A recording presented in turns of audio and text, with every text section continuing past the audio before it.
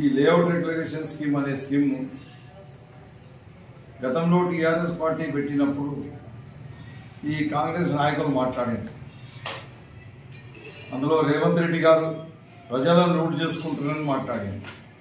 తర్వాత సీతక్క గారు కూడా మాట్లాడారు, బట్టి విక్రమార్క గారు కూడా మాట్లాడారు, కోమటిరెడ్డి వెంకటరెడ్డి గారు కూడా మాట్లాడారు.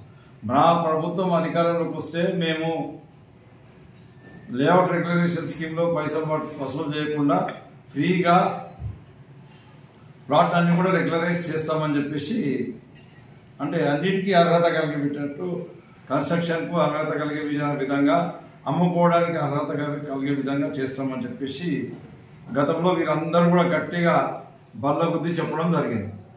ఏమైంది ఇప్పుడు చెప్పిన నాయకులే అవి నోర్లా మోర్లా నాకైతే అర్థమవుతుంది. అదే నోటుతో ఆ మాట మాట్లాడే ఇప్పుడు అదే నోటుతోని మరి ఈరోజు డబ్బులు వసూలు చేస్తుంది, ముక్కు పెట్టి డబ్బులు వసూలు చేస్తుంది. అసలు ఈ లేఅవుట్ రెగ్యులేషన్ ఎందుకు అవసరమయ్యా నాకు అర్థం కాదు. మీరే కదా మీ కాంగ్రెస్ హయాంలో అధికారంలో ఉన్నప్పుడు, కాంగ్రెస్ అధికారంలో ఉన్నప్పుడు ఇల్లీగల్ లేఅవుట్స్ అన్నింటి కూడా డబ్బులు తీసుకొని ప్రజల దగ్గర డబ్బులు లంచాలు తీసుకొని, రియల్టర్ దగ్గర లంచాలు తీసుకొని ఈ లేఅవుట్స్ అన్ని చేయడానికి అవకాశం కల్పించింది గతంలో కాంగ్రెస్ నాయకులే. ఇక్కడ గ్రామ పంచాయతీలో కానీ లేకపోతే సిటీలలో కానీ అవన్నీ కూడా చేసింది కూడా కాంగ్రెస్ నాయకులు.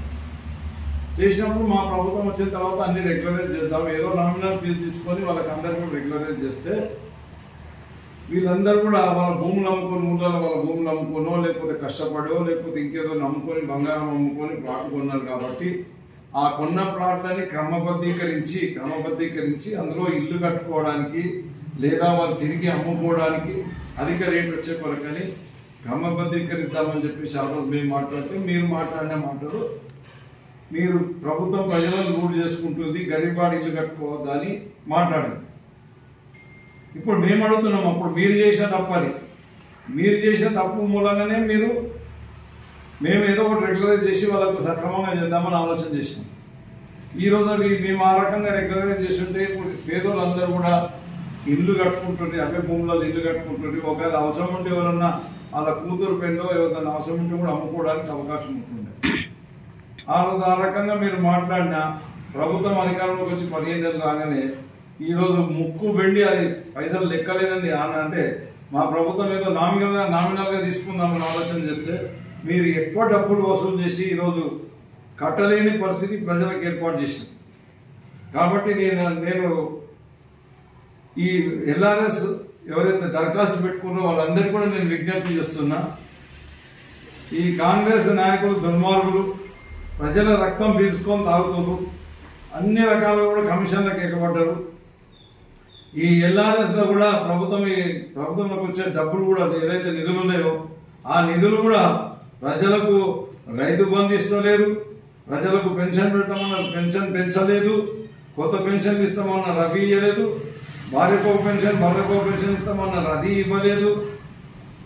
అదే మాదిరిగా చదువుకున్న విద్యార్థులకు ఉద్యోగాలు లేని వాళ్ళకి అందరికీ 4,000 రూపాయలు ఇస్తామన్నారు అది ఇవ్వలేదు, మహిళలకు 2,500 ప్రతి నెలకు ఇస్తామన్నారు అది ఇవ్వలేదు.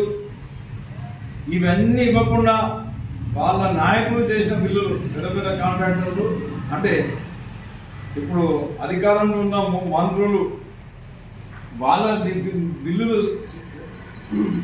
తీసుకునే కొరకే ఇవన్నీ కూడా మీరు చేస్తున్నారని చెప్పేసి, సంక్షేమ పథకాలు పక్కన పెట్టి ఇవన్నీ చేస్తుందని చెప్పేసి మీరు అర్థం చేసుకోవాలని చెప్పేసి నేను ఇక్కడ ఎల్ఆర్ఎస్ దరఖాస్తుదారులకు అందరూ కూడా చెప్తున్నా, మీరు దయచేసి ఈ డబ్బులు కట్టకండి. మా ప్రభుత్వం అధికారంలోకి వచ్చిన తర్వాత అప్పుడు ఏ రకంగా అయితే మేము ఆలోచన చేసినామో అదే రకంగా మీకు నామినల్ ఫీజులు తీసుకొని మా ప్రభుత్వం వచ్చిన తర్వాత తప్పకుండా మేము ఈ ఎల్ఆర్ఎస్ ప్రక్రియ పూర్తి చేసుకుంటాం. మీరు భయపడాల్సిన అవసరం లేదు. పెద్ద ఎత్తున మళ్ళీ మీ ఆస్తులు అమ్ముకొని డబ్బులు కట్టాల్సిన అవసరం కూడా లేదని చెప్పేసి నేను వారికి విజ్ఞప్తి చేస్తున్నా. కాంగ్రెస్ ప్రభుత్వాన్ని డిమాండ్ చేస్తున్నా, మీరు అప్పుడు ఏ రకమైతే హామీ ఇచ్చారో మా ప్రభుత్వం అధికారంలోకి వస్తే మేము ఎల్ఆర్ఎస్కు డబ్బులు వసూలు చేయమని, మీరు ఎల్ఆర్ఎస్కు డబ్బులు వసూలు చేయకుండా వీళ్ళందరూ కూడా క్రమబద్ధీకరించాలని చెప్పేసి నేను కాంగ్రెస్ ప్రభుత్వాన్ని కూడా డిమాండ్ చేస్తున్నా. మరి వీరందరూ కూడా డబ్బులు కట్టద్దని చెప్పేసి, మా ప్రభుత్వం అధికారంలో కాగానే నామినల్ ఫీజు వస్తారు, మేము అందరూ కూడా రెగ్యులరైజ్ చేస్తామని చెప్పేసి ఎల్ఆర్ఎస్ కట్టే వాళ్ళ దరఖాస్తుదారులందరూ కూడా నేను కోరుతున్నాను.